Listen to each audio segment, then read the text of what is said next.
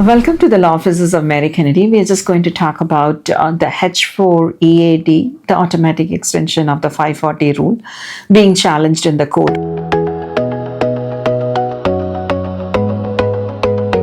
So to make it very simple, the challenge was based on the government. When they issued this in October of 30th, I think, which is immediate interim rule, they cancelled the 540 rule based on the national security.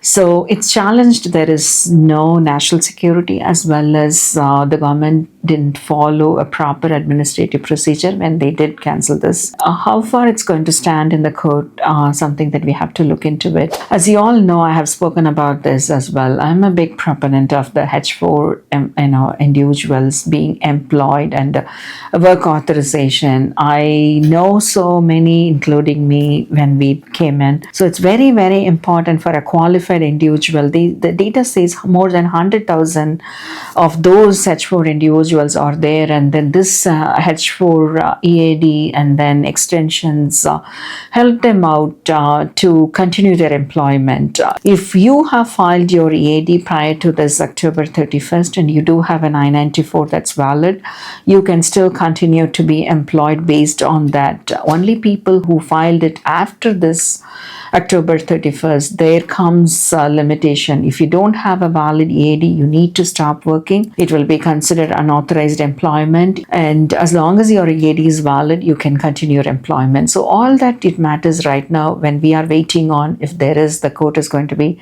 favorable in reversing this, we have to wait and see. There is a very limited possibility. The reason being, this is based on the national security, even though the challenge itself states that there's no national security, but we have to wait on that. In the meanwhile, if your H4 EAD is getting expired, there are certain, we do a lot more of filings in limited situations. Still, some of the USCIS is still, when you file your H1B on a premium processing along with the H4 and the H4 EAD that's filed together, very limitedly they are still processing few cases. So if you have an opportunity, you should definitely make use of it and try it out, because the advantage of getting it is so much more valuable. But at the same time, there's no assurance that USCIS has to do that.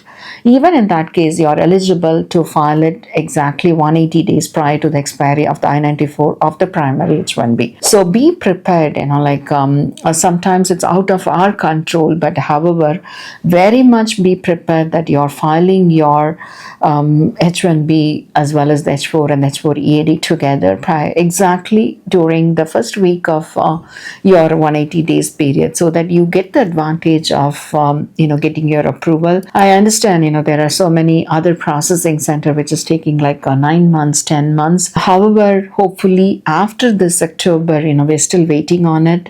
There is going to be challenges. There were earlier point of time when this was all in practice, people had been going to the court if you are relying on your health insurance on this employment. So in that case, if you have a valid offer and you're just getting terminated just because you don't have an H4 a valid EAD, all those are some of the valid reason for you to approach USCIS or the court and then get challenged.